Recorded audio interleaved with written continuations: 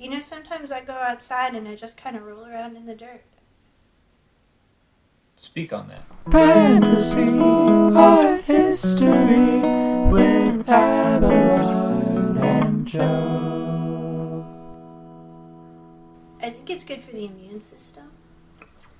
Look at me. I not got a sniffle. It's because all the dirt. Yeah, I get usually down when in I there. touch grass, I just go play pickleball with some of my friends in the public park. Oh. Does it make you feel better? Yeah, it's great.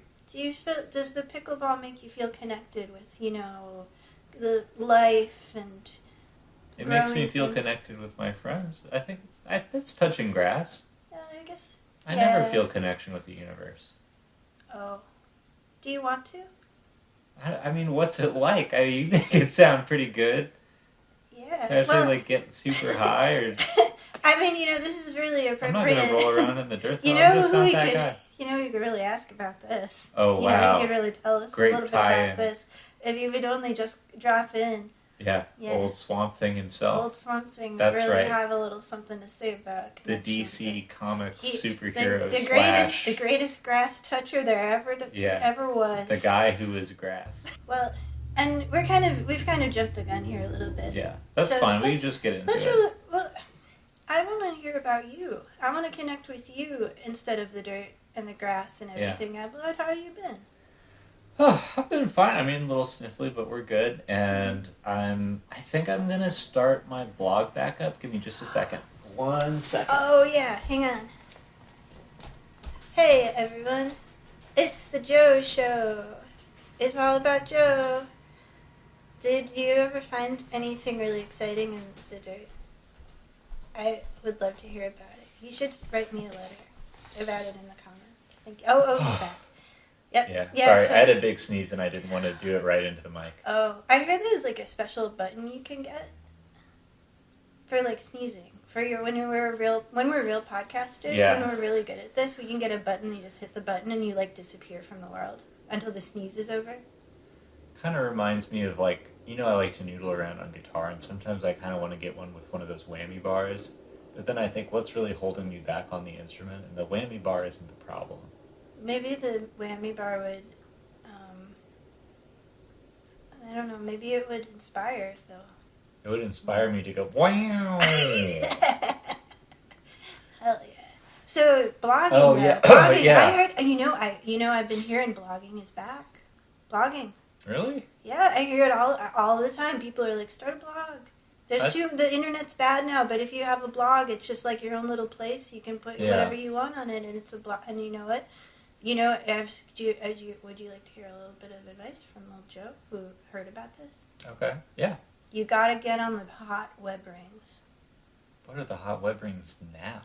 I don't know. Like, I heard there's this real popular, like, hockey show that everyone likes, and there you get on the web ring for the super hot hockey show, and then everyone's gonna be like, whoa, what's this? Click through, and there they are on, what's the name of your blog?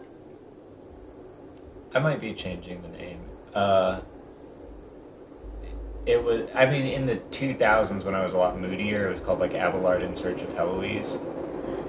But, then I just renamed it to, like, it was just, like, Abelard's Thoughts for a little while. I called it just Musings and then changed it back to Abelard's Musings, and now we're back at Abelard's Thoughts. But I might rename it, because I feel like I never really landed on anything. They're very descriptive names. It really tells you what you're gonna get. Yeah, but it's not called, like, it's not called either, like, the Grime Zone. Yeah, the junkyard. Yeah. These are more of, like, radio call-in show names, actually, not really blogs. So I have to get on a web ring. You get on a web ring for the new hot topic, and then everyone... Which is this hockey show. Is this hockey show. What's it called? It's called Hockey Boys. Yeah. Is it called that, or do you think it's called that? No, it's definitely called Hockey Boys in Love, and it's super popular, and everyone knows about it. And Hang on, I'm gonna go look this up on my phone. Okay, yeah. So you get on that web ring, And you're going to And- get so many blog hits. You're going to have Love. to have a fundraiser to raise more money for your Just wait for it just server. to load. And Holy yeah. smokes! Yeah. Have you see this? No, I don't watch TV. Wow. I don't know if they're in love, but they're really doing. They're Well, that's hockey for you. It's a vicious Yeah, sport. yeah. Anyway, so what are you going to write about? I'm just gonna go back to like little like book reviews, just thoughts. Do the thing where you have an argument with someone somewhere else and then you rehash it much more eloquently in your thing. And then they come in the comments and they're actually, Abelard, I think you'll find if you check the index to this incredible book that you're misunderstanding so thoroughly, it's like that. That sounds great. That's kept a lot happening of to me. Honestly, it's a big reason I just felt like I don't want to blog anymore because I just didn't want these guys like. What if Dark Shinobi 99 was coming in. We had a back and forth, but it got to that point. You know when you're so mad at someone that you quote every single sentence and then systematically disprove it? We were going back and forth like that for a while. Okay, well here's Lord Mycroft was out there. Yeah, okay, I got it. I got it figured out. Here's what you gotta do. You go to pickleball. You take your little laptop or whatever. Yeah. And when it's not your turn when you're on the bench, when you're on the bench, you're like, okay, gonna type out my blog post now. And the aura of the togetherness and the grass of the pickleball court, it's just gonna be like, nothing Dark Shinobi says can touch me. Yeah. This is more of a like Stacy 1986 type of post. Yeah. Yeah. Yeah. I don't need that. Yeah. She's more agreeable. Yeah. She's more like, I loved reading this, Abelard. It just feels just like water off a duck's back. I just emailed this to my youngest. Those comments. You look at it and you say, this is good engagement. And then you move right on. God, that'd be nice. Wouldn't that be nice? Well, I think it's like blog worldview, and I want to ask you how you're doing, but blog worldview, if we really want to go back, isn't it going to be, like, we don't think of things in terms of engagement. I'm not just looking for, this got so many impressions or whatever. No. We're actually, we're actually exchanging ideas. We're not just, like, bouncing off of each other. You're going to formulate deep personal rivalries. Yeah, that's just what naturally happens. That's just humanity. Yeah. And that's just how it is for socks, You don't need to induce it, it's going to happen. Yeah, it's beautiful. It's the cycle of life. You've been around me when I'm typing mad. Oh, yeah, you can hear it. Yeah. You can tell when you're like... Yeah. Yeah. So ask me it's how like I'm I thought doing. about getting a mechanical... Hang on. I thought about getting a mechanical keyboard, and then I thought, kind of like the whammy bar, the mechanical keyboard isn't really what's holding me back here. Yeah. If anything, they probably shouldn't let me have a mechanical keyboard when, Dark Shinobi or like Lord Mycroft or anybody said anything really inflammatory to me. Yeah. What about one of those spheres? The caracorder? Yeah, where you go like this. It'll be like this, and then it'll be like, how dare you say that to me? Those are designed for people with two hands, though. Oh. Yeah. Eventually they'll make one for people like us. How are you doing? Yeah, well, I'm okay. I'm not blogging or anything. Yeah, I got this, I got a new little, kind of, freelance job I've been doing. It's pretty challenging, I gotta tell you. It's pretty exciting. I'm working, so I've been trying to get into some sort of, construction, sort of, building, making real stuff in the real world. Not just sculpture. Not just sculpture, but stuff that, so this pal of mine, Mikey, we met one. I know Mikey. Yeah. So he works He's over long hair Mikey. Yeah, he works at the museum. He does installation, and I've been kind of being like, hey, can you get me a little of that? Yeah. Because it's, if it's museum installation, they figure you show up. They're not too particular about what you're wearing or whether you're human and all of that stuff because they work with artists all the time. Yeah. And so he finally was like, okay, I do need you, which that made me feel really good. Yeah. So what I've been doing is sometimes there's, it's a big museum. They got lots of lights, and every time they move the art around, they got to move the lights around, and all of the wires have to get like kind of put together and moved, and so on and so forth. And it's in the walls, and and they're like, so Joe, they say to me, they say, so you're not an electrician, and you're not certified, but you are really small. Yeah.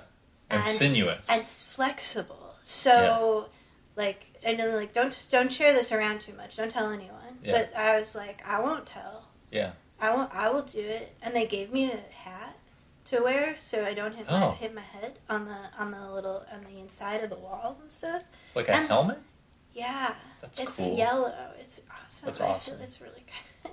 So I go. They take me over to the museum and they take one of the little vents off. And they're like, get in there, Joe. You gotta find this wire. And then what I do is I pretend like I'm diffusing a bomb or something. Yeah. And I'm like, wire A, the yellow wire. And then I go, whoop, I grab it. And then I get up in there. Yeah. And I take it to where it has to go and I plug it in and then the lights come on. That actually sounds really rewarding. It's actually, it really is. Like, sometimes I get a little confused because I got that thing where I can't tell left from right too good. Oh yeah. So, but they can't fit anyone else up there. So I feel like it's pretty a pretty good deal, pretty sweet, Maybe they could tape something on your helmet that hangs down that says with an L and an R. That would be humiliating. But then you got to make sure not to put on your helmet backwards, or you're going to be in a world of trouble. Anyway, I'm psyched for you. I think that's going to be really good for you, actually. Yeah. Leo, I hope if I keep doing this well, they'll let me get into the plumbing too. Really? Well, maybe. Well, you gotta have goals, right? Yeah. Then I get you. Yeah, always ever upwards. I was just and pipes are in the walls. Yeah. Yep. Anyway. Wow. So that's we've got a lot going on. We've really it's a busy year so far, huh? Yeah. Well, Abelard. I think we already kind of spilled the beans about Swamp Thing. Yeah, we're talking about Swamp Thing, but we're not talking about Swamp Thing because the Alan Moore Swamp Thing comics are fantastic, but we're not just talking about them in general. We specifically are marking the death of Tatjana Wood, the colorist on the Swamp Thing comics. Yep. Whose coloring died in February, but whose coloring is really striking. We both noticed it independently. Like the first time I read those, I thought, who colored this? And the first time I remember you asking, talking to me about it. Yeah. That was, I had never heard of her before, but the reading Swamp Thing, and God knows what era of reprint it was. Yeah. Who can say? We both read them in trade paperback, which will be important for later on. Yes. Yeah. But I was struck by how absolutely gorgeous the colors of those comics are. And I was reminded of that because she died recently. She was 99 years old, which is a dang lot of years. So I read somewhere that it was 3 days short of turning 100. Oof. Yeah.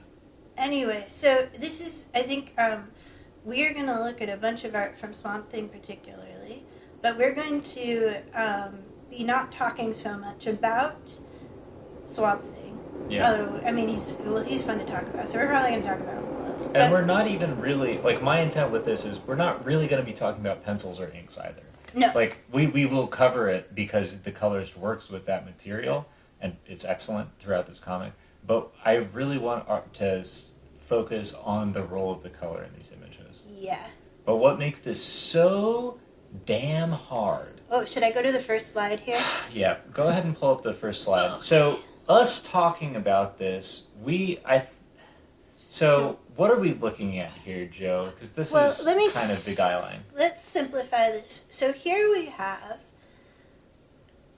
the actual working painting of one of these comics pages from Swamp Thing. So she produced this by hand. This is the actual artwork. This is what it looks like. This is what I'm assuming, I don't know actually much about how you do this, but this went to the printing press, right? Yeah. So my understanding of this is that, the actual physical page we're looking at is something that was physically on her desk that all that color is color that she applied by hand, right? Like a Yeah. conventional painting. With like watercolors or whatever. And if you Then- look, I'm going to zoom Yeah, go this ahead. in a little bit. If you look, it's so hard. Yeah, oh, it's so hard. hard. It's like I'm back in the walls. Here you go. Wow. If we zoom in on this, you can see, look at all of these little funny little notes here Mm-hmm. that are all of these little pencil notes of mysterious letters and numbers. What's going on there? Yeah, so these are notes for the coloring studio. So a different group, after she decides what these colors will be and puts them in the image, a different component of the studio, now I think this work is often outsourced to like third-party studios, and obviously all of coloring is very different. But a different group of artisans take this image and decompose it into a 4-color print process. So the black is black, and the black is defined by the penciler and inker, not her own colors. So you use your cyan, magenta, and yellow inks, and you can print those inks at different densities. So by having essentially like if we wanted to produce a pink, like a pale pink, you would take magenta and then produce a set of very sparse magenta dots, right? Which, when you zoom out, looks like a pale magenta. So you essentially have latitude to do like, you can layer on cyan, magenta, and yellow, and any of those can be gone or at 25%, 50%, 75%, or 100% saturation. Whoa. So the studio, the job of these artisans is to take this, like one process would be they photograph this page 4 times with a camera with these 4 different filters on it that isolates those colors, and then use those to make production plates. So she works on this, but by the time it's handed off to these people, converted, processed, rendered into these plates, it's going to look pretty different. And the writing on the side is a shorthand note to them about how to reproduce the color. So that's her giving technical instructions to the next like line of people who are going to be making this comic. Yeah. Yeah. This is what is really intense to me about this is that it's not you're not just picking a color, putting it on the paper and saying this is great, my job is done, move on to that. You have to know deeply like the technology that's going to handle it later on. Yeah. You have to have all of this, like, I don't know, she's not just thinking about what color would be best here, she's got to think about what the printing process of comic books in, like, whenever this was, like, 80s or 70s, I didn't actually look this up, 80s. but she's got to, like, know about that printing process and what it's capable of and how to best use it. Yeah. And I think that I'm going to go ahead and I'll say too, this is a problem. I think this is so much more common in earlier ages of mechanical reproduction of art, and it's because of the role of reproduction technology now, it's much less on everybody's mind. Like, Yeah. you still have to think about this. If you're producing something to be printed, you still have to think about how it's going to look in print. But you often, like, these concerns are going to be a lot subtler rather than flatly saying, we can never produce this color, it always looks bad. Right. Well, let's see how this looked in print. Awesome. So here's a photograph of what Yeah. I believe is an early printing of this exact page, and so And like not a scan, right? This page is arched and you can see the Yeah. shadow. So this is the physical object Yeah. that you would have gotten in the comic book when you were reading it, and you can see if you look closely at, for example, the panel that is just Swamp Thing and the little boy. You can see how that strong line of purple that she put through for a Yeah. cloud, that did not print. yeah, And so it's some of it's on there, but some of it they missed. So either they missed that in the printing process, and every single print of this comic book lost that purple line, yeah, or it was just for this particular specific issue of the comic, it's messed up a little. like even look at the lizard on the left hand side is like pops out much more in her version, like her original, than in the reproduction. It's like pretty subtle, right? There's actually Yeah. not that huge of a difference in color, but the effect is totally different, I think. Yeah. I think they both look very beautiful. Yeah. That's definitely, in the original, there's a vibrancy to the colors that we're looking at in the original art that's way, way turned up. Yep. Compared to the printed version, which is generally like CMYK will just do that basically. We also have to account for the fact that like this piece of paper on the right has aged. Yes. So it's probably some stuff has faded, I would guess. Maybe? Yes. When we started talking about doing this gave me a huge amount of anxiety because as like someone who's going to be talking about like the decisions the artist made and why they might have chosen to do something a certain way, having complete and total like not being able to tell what the artist would have definitely wanted. Like, did she choose that orange for the speech bubbles, knowing that the printing process was going to tone it down to a sort of pumpkin yellow? Yeah.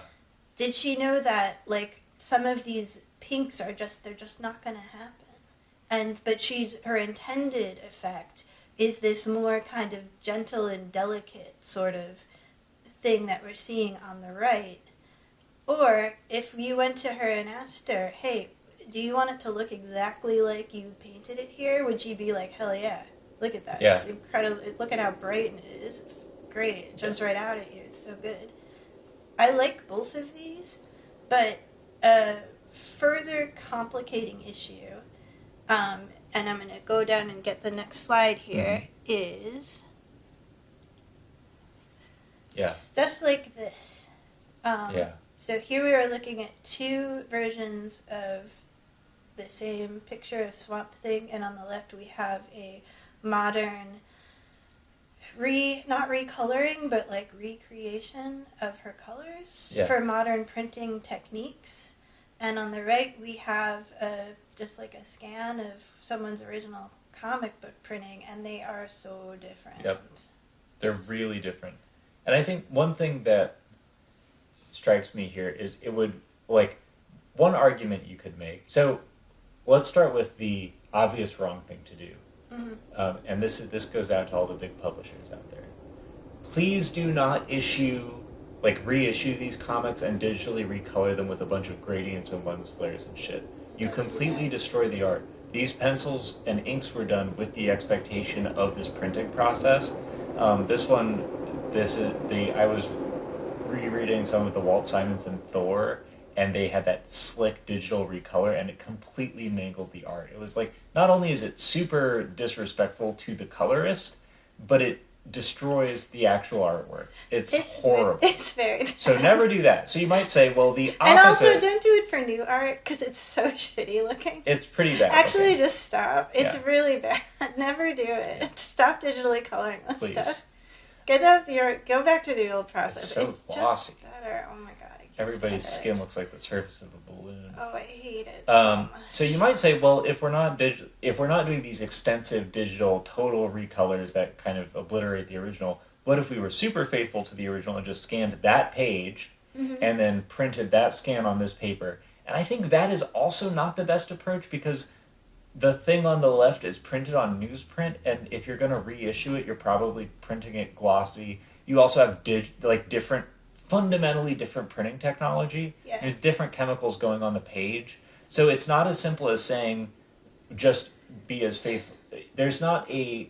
It's like translating something from another language, I think. Yeah. Like, you can try to be as faithful as possible. Inevitably, you will have to make some editorial decisions. Yeah, stuff is changing. The thing this makes me think of, because personally, I extremely prefer the image on the right.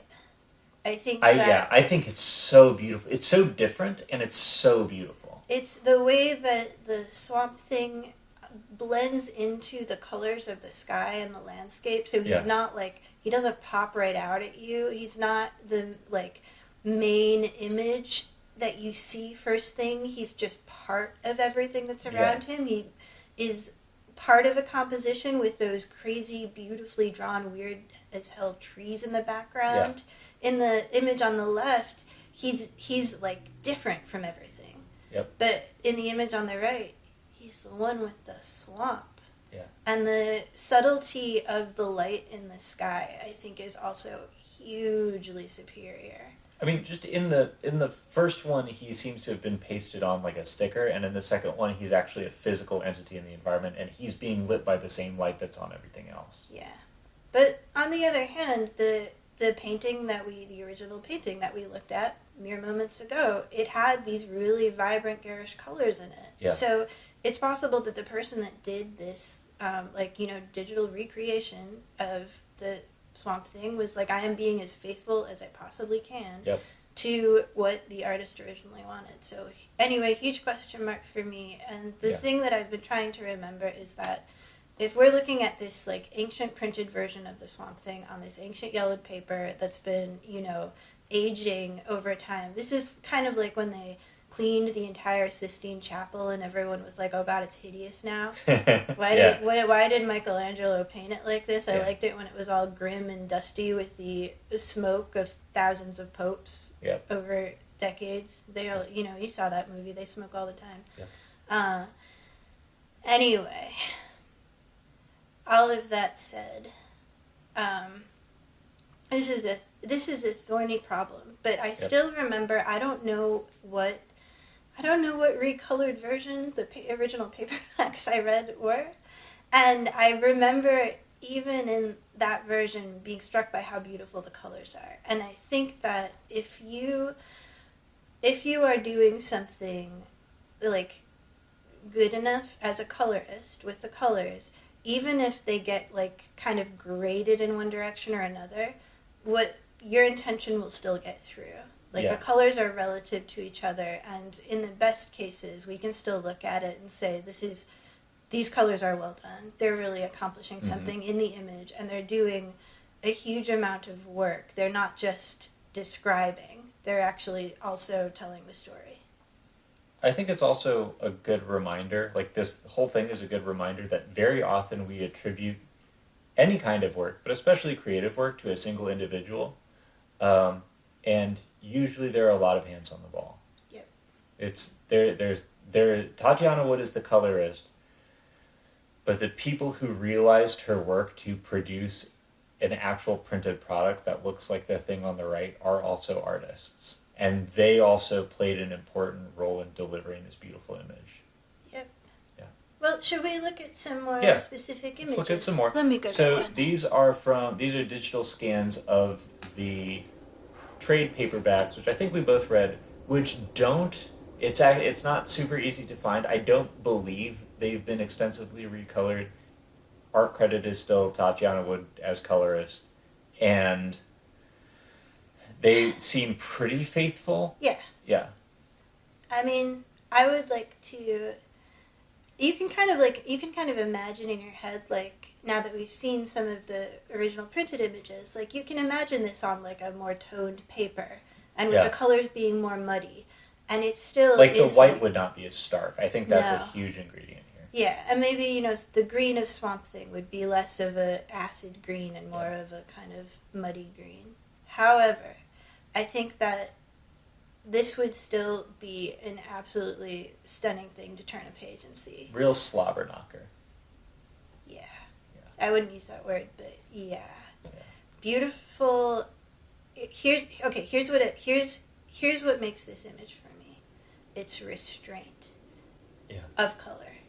And I think that one of the hardest things to learn about color when you're trying to use it in art is that you need a lot less than you think you do.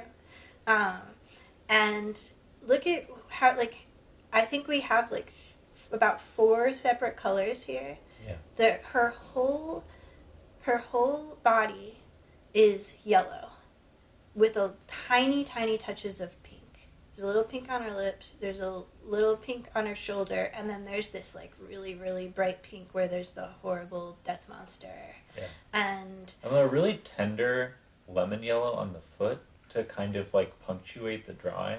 Yeah. And so I think this is something that, especially in comics, is so important that maybe because of maybe because of the early printing process being so like kind of like hard to use, is they figured out a manner of working where you do all of the illustrative work, all of the shading, all of the lighting, all of the detail is handled by the ink. Yeah. The There's so much gradation of color here. Yeah. That's really an effect of the inker. Yes. If you get something that is inked like this, with this level of detail, you do not have to shade that with color. You can just put one color on there. You have to take a back seat, because anything you do that is more, if you put like highlights in there, if you made different colors in your hair, you're just muddying up this beautiful ink work. Yeah. And so this is kind of like, I don't know, you have to be humble about it.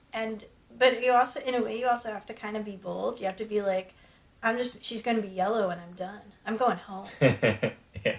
This looks Yeah. sick. That's it. Yep. My work here is all done. And so that, I don't know, that takes confidence and restraint. Yeah. And Taste. yeah, and taste. You have to have good taste. Look at our friend Swamp Thing in the lower right hand corner. That is one color on him, because the ink is doing all of the shading work.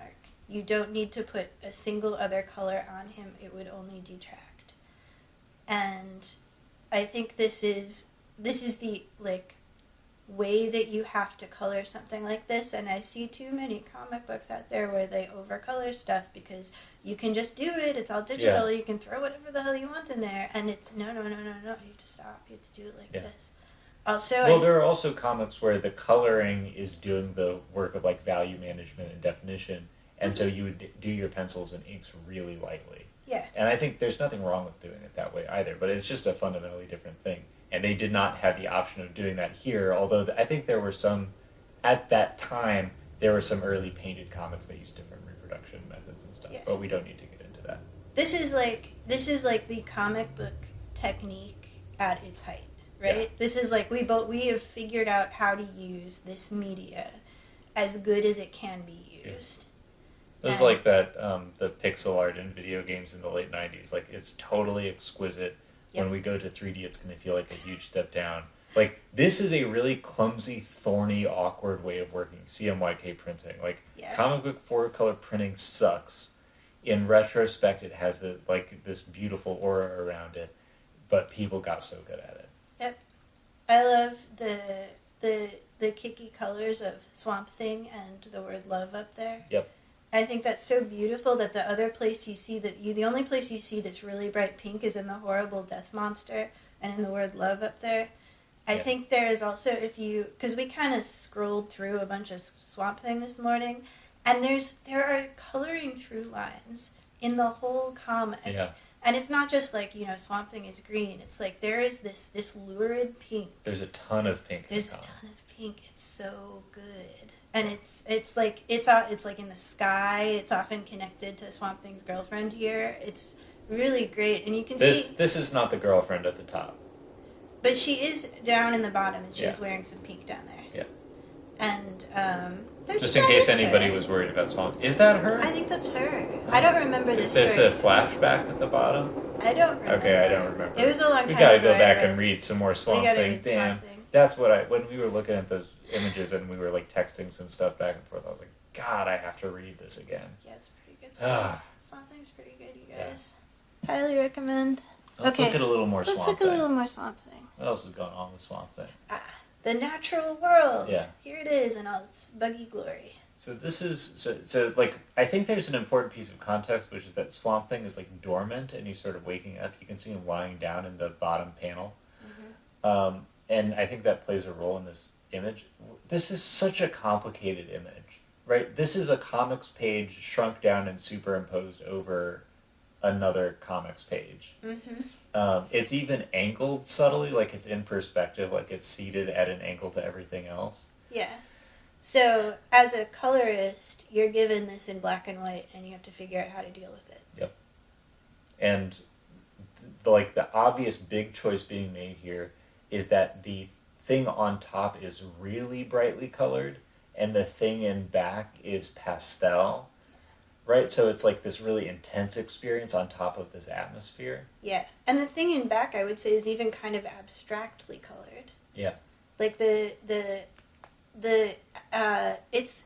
coloring is interacting with the inking in a really interesting way, where if you notice how in the background image inking, nothing is outlined, it's just shadows, except for that tree root or whatever that is at the bottom. Yeah. But a lot of it is just shading lines. And so she's gone in and done this kind of impressionistic color to go with it, where the edges are fuzzy. There's this pale yellow that kind of fades out in the top, and then kind of in the midway point, there's just this kind of pinky red circle there. Yeah. It's like you've been staring into the sun for too long, and there's that after image in your eyes or something.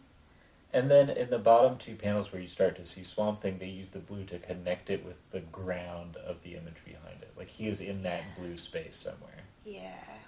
Yeah.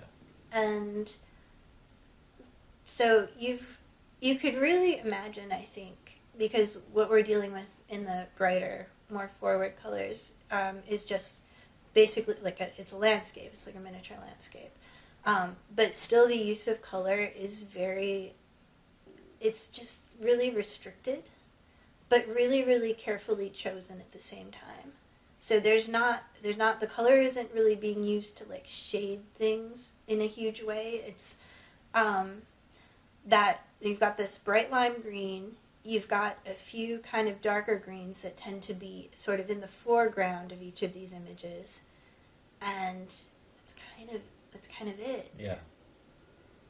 And it's really subtle, and it reads really well, which would be hard to do given how there's, in at least some of these images, it's all foreground, there's like nothing in the background, and then you throw in on top of all of your fairly subtle restricted greens this bright red. Yeah.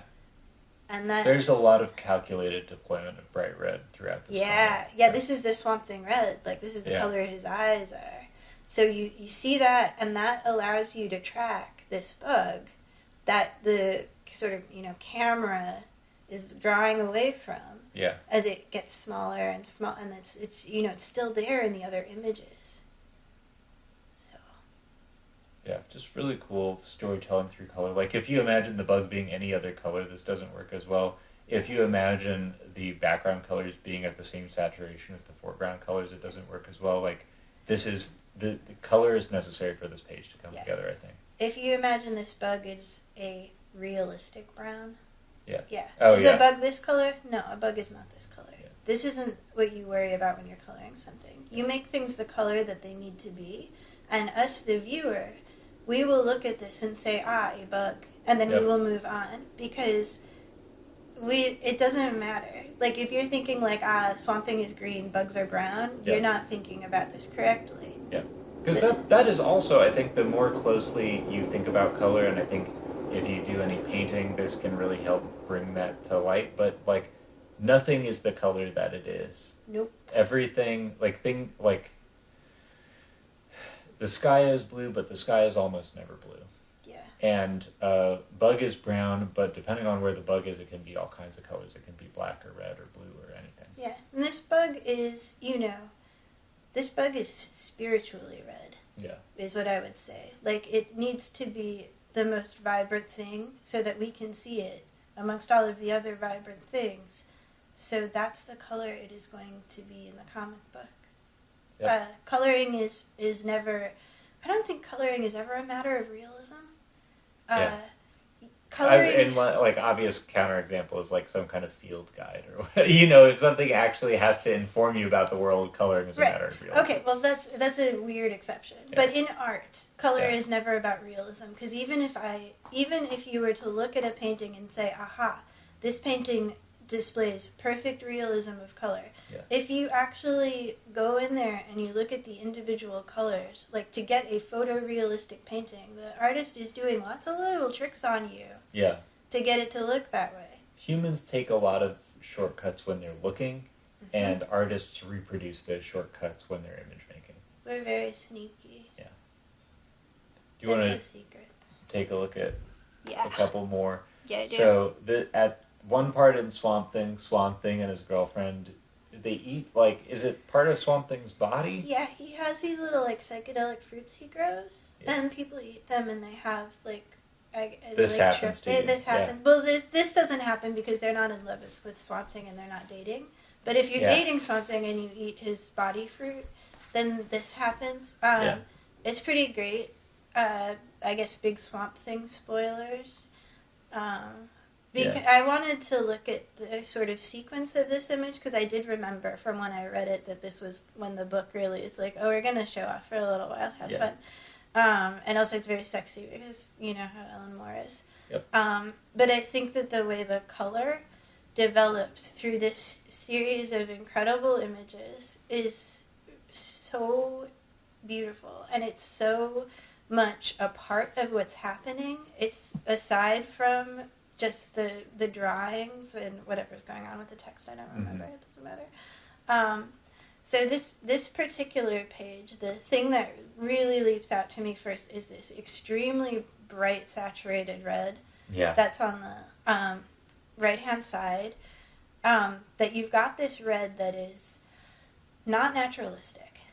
It's brighter than everything. It's flat and bright too. Like especially like compared to on the left-hand side of the image, all of these soft purples and yellows, and like yeah, you can see there's some like psychedelic sort of things happening in that imagery, and then this red comes in like a big horn that's blaring at you, and it's so loud, and it's breaking the convention of like the color fills in the lines. These red things aren't outlined. They're not filling. They're just. It's this is just blobs. This is just color that's like in there. I even wonder if I'm curious whether the original pencils like those panels are just blank. Yeah, I mean, who knows? They might have like this was made by a whole series of people. I don't know. Maybe Alan Moore, like in the script, was like, and now there's going to be some insane bright red thing here, and it's going to look like an eyeball, but also people kissing. I wouldn't put it past him. Yep. He's always saying stuff like that. He's always like that. He's like, dear Snake God, help me write a good comic book. It's gonna look so sick. Yeah. So we have just this wonderful sort of, there's this softness of the colors at the beginning, and then as we move from left to right, we hit this sort of like blaring color that's very loud, and things start getting wilder. So I'm going to go to the next image where it just continues to be more striking. Like suddenly things aren't soft anymore. Now the red drops into the background. Now there's a lot more like... Again, ink is doing all the work here of creating this impression of darkness, but the colors are cooling down. Yeah, it's taking, and there's a sequence of the colors, right? So we've got the red, and now the red, like you said, it's in the background. The black comes up on top of it, and then we're kind of getting into a little more yellows and a little bit of peach here. And in the next frame, we've moved into, like that yellow that we were starting to see more prominently is now kind of going into a sort of green-blue zone. Yeah, now the vibrant element that draws your attention is that blue. Yeah. But it's like we're kind of like doing a little journey through a rainbow here. Yeah. And if we move on once again...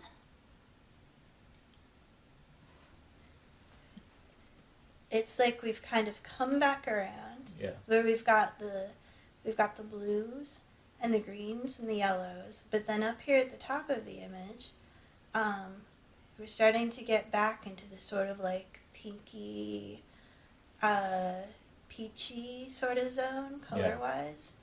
This stuff is so exquisite. I can't believe it. I mean, this is really? like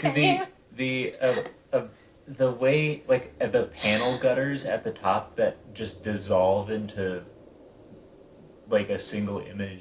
The way that everything, like, really activating the role of comics as, like, a collage medium, you know, where things play multiple roles, and there are all of these, like, imagine, like, you see a face on this page along with everything else that's going on in it.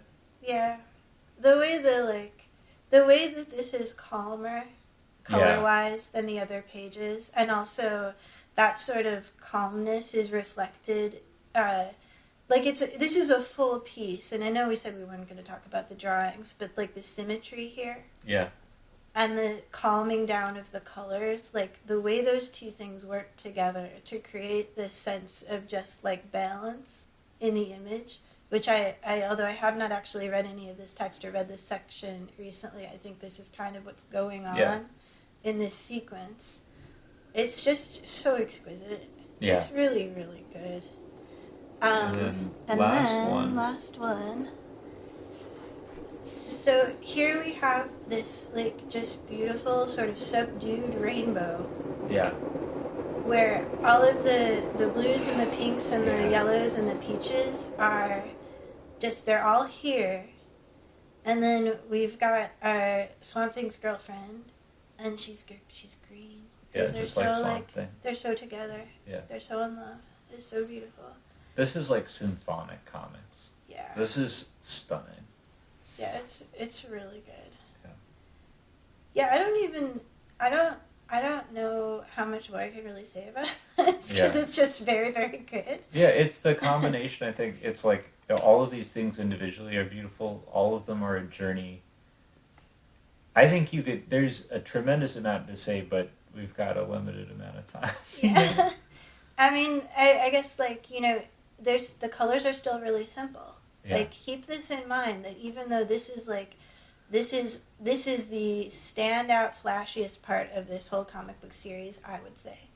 And everyone, I'm sure, knew, like, we're really going for it in this section. And still, the colors are just, like, her face is just flat green. Yeah. The blues is just one flat blue. It's almost all the same blue. There's a little bit of subtle, like, gradation of colors in a couple of places, but it's not that much. Yeah. You don't need to do it because somebody got in there and, like, just you don't want to overpower the drawings. You want to work with them. Yep.